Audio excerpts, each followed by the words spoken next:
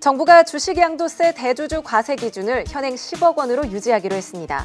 이로써 2018년 2월 소득세법 시행령 개정을 통해 결정된 과세 기준 3억 원은 사실상 폐기 수순을 밟게 됐습니다.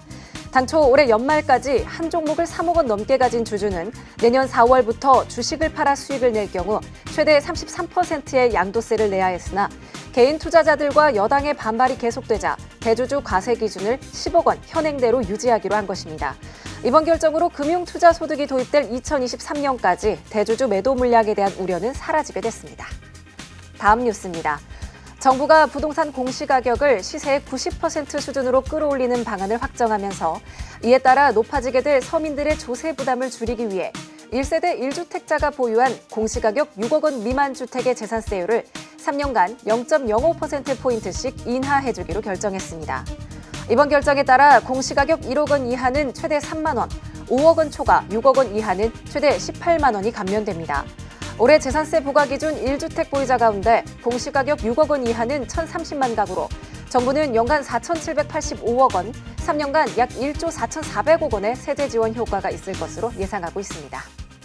마지막 뉴스입니다. 경기도가 세금을 내지 않고 외국 국적을 취득한 뒤 다시 한국에 들어와 경제 활동을 하고 있는 신분 세탁 체납자들을 무더기로 적발했습니다. 경기도에 따르면 지난 3월부터 10월까지 국내에 등록된 외국인 번호 360만 건과 국적이 말소된 체납자 1,415명을 대조한 결과 이 중 14억 6천여만 원의 세금을 내지 않은 채 외국 국적을 취득한 뒤 국내로 다시 들어와 부동산 등을 구입한 83명을 최종 적발했습니다. 경기도는 17명에 대해 외국인 등록번호로 국내에서 취득한 부동산과 차량 등 40여 건을 모두 압류하고 나머지 체납자 66명에 대해서는 추가 조사를 통해 매출 채권이나 급여 압류 등의 조치를 할 계획입니다. 자, 세무사님, 정부가 내년부터 공시지가 기준으로 6억 원 이하의 집 한 채를 소유한 1주택자들을 대상으로 재산세를 깎아주기로 결정을 했습니다. 네. 자, 인하된 세율은 그럼 언제부터 적용이 되는지 또 1세대 1주택의 기준이 뭔지 정리를 좀 부탁드릴게요. 네.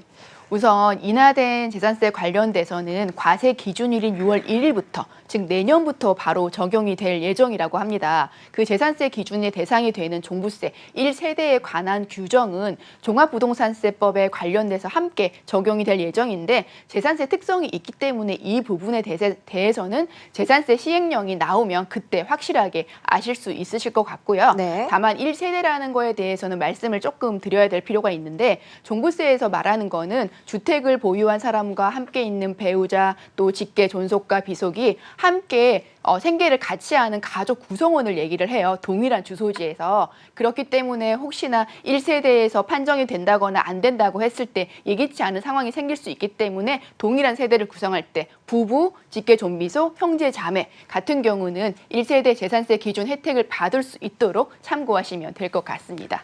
네, 알겠습니다. 이 부분 저희가 잘 기록해 두어서 좀 체크를 해야 될 것 같습니다. 자, 그럼 절세 고민 갖고 계신 오늘의 첫 번째 시청자님을 만나봐야 하겠는데요. 자, 세무사님, 요즘은 또 어떤 걸로 많이들 고민 전화를 주시나요?